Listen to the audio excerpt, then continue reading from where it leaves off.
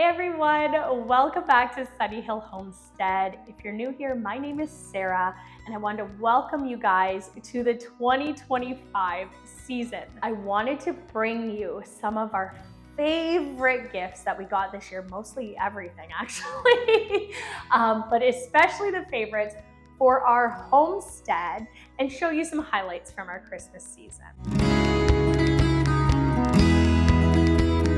For those of you who have been around us and following us for the long term on our Facebook as well as our Instagram, you will know that we live quite minimally and we try to live as self-sufficiently as we can and what works for our family at this time. When it comes to Christmas, considering we have 4 boys, it could get immense. It could get filled with abundance. But that also means a whole lot of stuff could be coming in the house. And we try to limit that. We live in 1,000 square feet, which is large for some people and small for others. And we enjoy this space. It is the perfect size space for 6 of us. But if we had more things, it would feel very tight. Our first favorite was gifted to us as an experience, and it was actually from my husband's work. So they throw a couple different Christmas parties.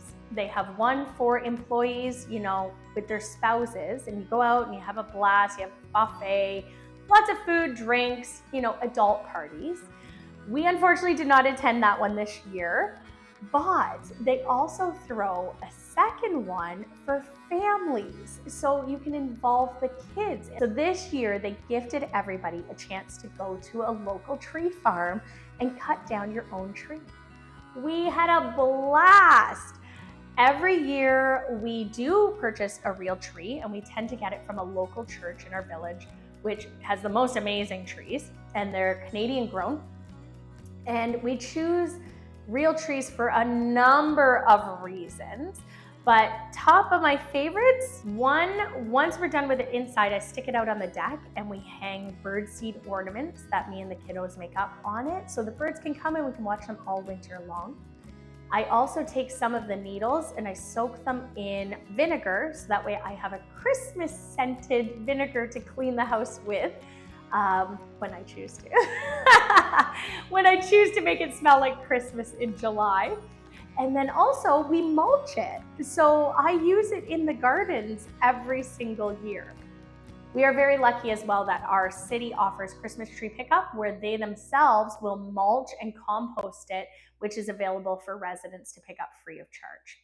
No judgment if you go the plastic route. I get it. I did that for years. For us right now, having a real tree works best. I will show you some highlights from our adventure at the Christmas tree farm.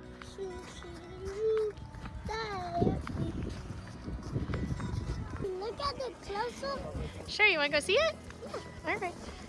He wants to see the snowman, Marco. He wants to see the snowman. It looks like plastic. No. Just say hi to it.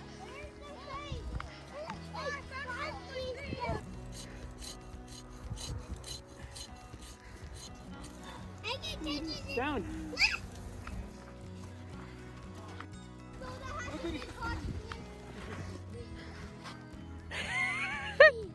What are you doing? Are you rolling? Are you having lots of fun at the tree farm? Cool. Okay, let's go bring the tree home. Okay. Okay, can we use our feet though? No, no feet today? Come on, Daddy's way over there now.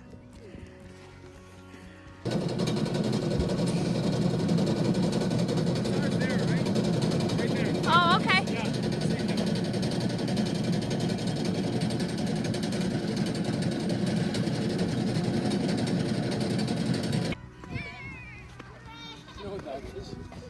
There you go.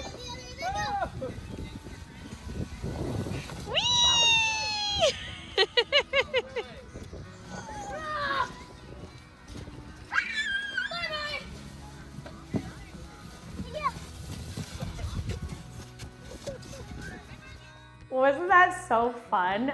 We absolutely loved it, and we are so thankful for my husband's employer for offering to do a family Christmas party. It's not something that every employer does, and we are so grateful for that. The kids absolutely love it, and we just love making memories with them. So thank you for that experience. If you're interested in hearing how we tackle the kids' gifts, stay tuned for after this. So the absolute biggest Homestead gift, I would say, that came to us was a steam juicer.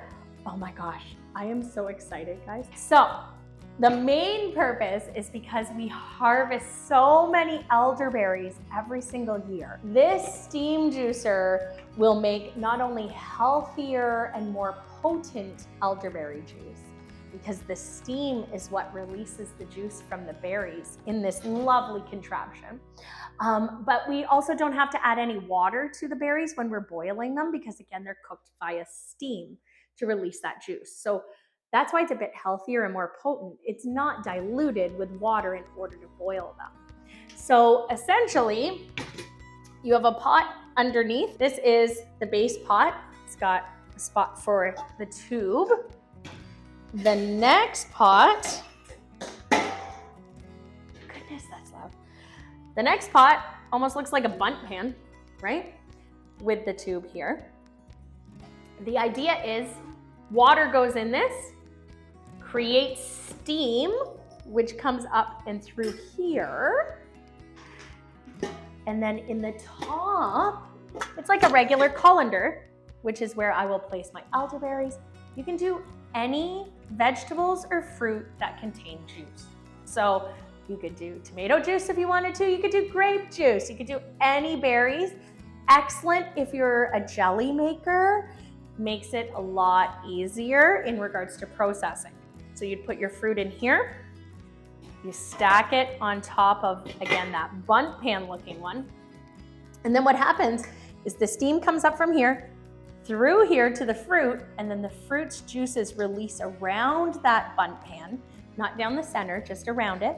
And then you can drain it out of the tube that's there. Absolutely amazing. It's gonna make just my elderberries alone, it's gonna make it so much easier. I am so thankful. Okay, on to some next goodies. So my in-laws travel back to the Philippines most years around the Christmas season, but they were back home for Christmas and they gave us, which I absolutely adore, 100% Philippine grown chocolate. There is no sugar added to this. And you would think it would taste like pure cocoa, right? Like pure baker's chocolate if you've had that here. This, if you eat just the piece of it, it definitely has that bitterness with 100% chocolate and what it'll carry. But what I find amazing is if I take, you can see here, you can see that they're in little discs. If I take just one of these and put it in a cup of soy milk, we drink soy milk here, we also drink almond milk, but I appreciate the soy milk because it's creamier. I take one of these and I put it in the unsweetened soy milk and I warm it up. It's the sweetness of the milk naturally comes out and it works with this chocolate in a way that it makes hot chocolate without any added sugar. It is so great. It is absolutely delicious. I love this stuff. And what's cool is it actually comes from Bicol, I believe I read, which is where my father-in-law was born and raised. So pretty cool. I love the history with this. Again, something consumable, so it takes a spot in the pantry for now, but then once we're all hot chocolated out, or I could bake with it as well, then it'll be gone and it doesn't take up any lasting space. So consumable gifts are much appreciated here as well. The kiddos also love hot chocolate, especially in the winter time. And knowing that there's no added sweetener, it's just, it makes a mom's heart happy. Mom's heart happy. There we go. My boys don't need any extra energy, trust me. One of my favorite gifts was gifted to me by my husband. And as some of you know, I've been trying to read much more throughout my days. I want to fill my time with reading educational as well as just fictional, enjoyable stories. He got me an e-reader, But he didn't just get me any normal e-reader. He got me the new Kobo Color Libra, I believe it's called, as well as a stylus. Now what's really cool about this is this was just doodled up the other day. I was actually on a flight. We had to travel for a tournament for our kiddos, and I was just doodling up our garden plants. So what's cool is you can literally doodle on here, and from the stylus, you can just erase anything. So it's great when I'm reading, you know, educational books regarding gardening, homesteading. If I'm garden planning for someone and I'm going on site with them, I can scratch down some notes, I can scratch down, you know, drawings and diagrams, but I can also annotate within the books themselves, which is so cool.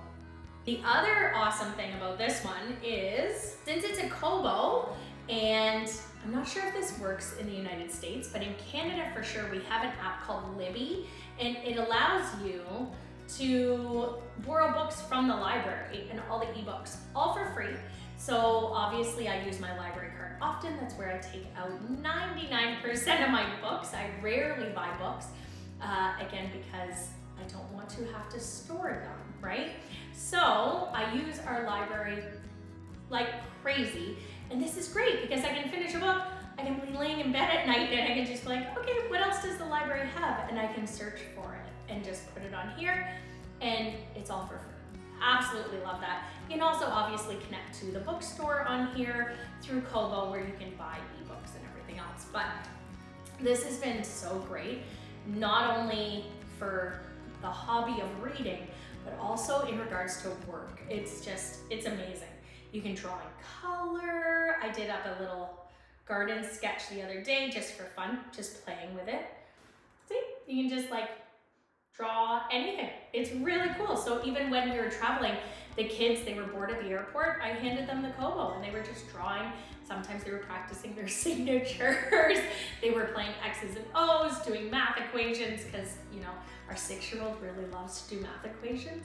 Just out of the blue, he loves it. So we're not gonna stop that. So this made it super easy, as opposed to just traveling with endless amounts of paper, pens, having to recycle the paper, things like that. So this is great. And if you've made it this far and you just wanna hear how we tackle our kids' Christmas, we follow the something to wear, something to read, something they want, and something they need.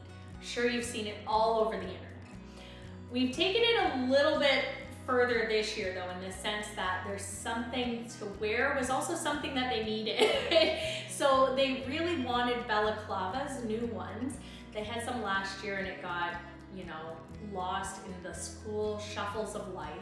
So we got them new balaclavas, which they adored. They wore them off to school this morning, and they actually are ones that have a drawstring around and covers here with a separate piece of fabric, so that way they can pull that down if they wanted to, but still keep their head covered, and it adjusts to the varying sizes of my boys' heads. So it's perfect. They got 4 of them, easy peasy, set away for obviously winter use only, and they're compact. They don't take up a lot of room, which is great. In regards to something to read, they all got a couple books. I know I don't like keeping books here for myself, but kids' books are another story. They read all the time. We will never stop them from reading. So they do get boatloads of library books almost every week, but we also like a home supply of books, just in case, you know, illness comes, we can't make it to the library, we're traveling. I would rather risk them losing one of our books as opposed to obviously the library's books. So they got some of the new favorites that are out, and they have been reading them every single night. As for something they want, they all wanted the same thing, which made our lives so much easier. They all wanted, you know, like diaries with a lock and key. They wanted to keep all their secret plans and notes in there. And what's really cool is I actually found some that are very masculine oriented. Masculine design. So it looks like a lockbox that one is a safe and the other ones say like, keep out, do not enter. And they found it so fun. So we got 4 of those, just small books, and they're putting all their secret notes and plans, and they like to play survival games around here and use their imagination a lot. So it was really helpful for that. And I thought it was so cute. I remember having a diary like that when I was a kid, but it was always like unicorns or butterflies on the front, which nothing wrong with that, but they definitely wanted something that works more with their rough and tumble survivalist ways. Now, a few extra things came into the house for the family for Christmas, courtesy of Santa Claus. So Santa Claus knows that our family plays chess a lot. Lately, we've been borrowing the chessboard from the library. So again, if you haven't been to your library lately, definitely check it out. They have so many cool things you can borrow now, even like membership passes, day passes to places, but as well as board games. So it makes it really easy where you don't have to buy a ton and have a massive storage unit of just board games. You can borrow a bunch from the library. So Santa Claus was very nice and brought our family a gift of a beautiful chess set.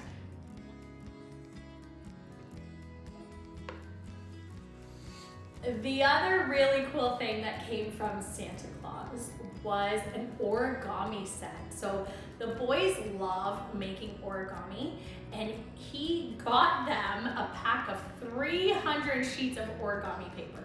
And at this point, I think we're almost out of that. I think all of them have been folded into creations or recycled when they didn't work out. We often shred the paper and use it for our worm bin. So again, it just gets composted back into nature, which is really nice. And it doesn't take up space in the house. That's basically how 2024 ended for us. And obviously we're now in January of 2025, and we are jumping right into seed starting season. I can't wait. I am itching to get some plants growing and see spring come so we can have the gardens again. It is my peaceful spot in all the days. I just absolutely love it. And I can't wait to bring you guys some more tips and tricks. If you're not following us on Facebook or Instagram, please give us a follow. I'll link down below in the description. I hope you guys are doing well. Enjoy your day, and thanks for sticking around to the end. Until next time, happy growing.